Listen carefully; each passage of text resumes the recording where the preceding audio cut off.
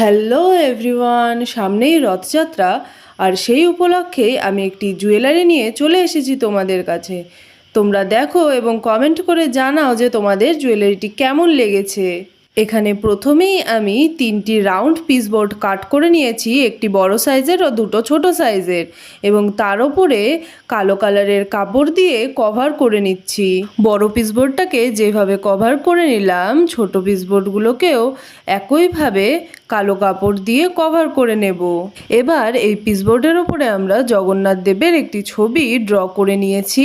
তারপর এখানে আমি ফেভিকল ক্লে ইউজ করছি, তাকে ভালোভাবে মিক্সড করে নিয়েছি এবং সাইড দিয়ে সুন্দরভাবে একটু ক্লের কাজ করে নেব।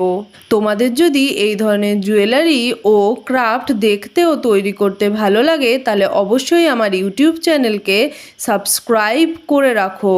নতুন নতুন জিনিস শিখতে পারবে ও তোমরা নিজেরাও বাড়িতে তৈরি করতে পারবে।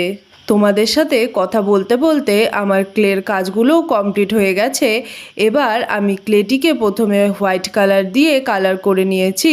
সাদা রঙটা শুকিয়ে গেলেই আমরা লাল দিয়ে চোখ ও মুখটি কালার করে নেব। এইবার রথে আমি তো এই জুয়েলারিটি পরেই রথ দেখতে ও মেলা ঘুরতে যাব। তোমরা কে কী করবে এই রথযাত্রায় অবশ্যই আমাকে কমেন্ট করে জানাও। তোমরা এখানে গান শুনতে থাকো, আমি ঝটপট জুয়েলারিটি কমপ্লিট করে ফেলি।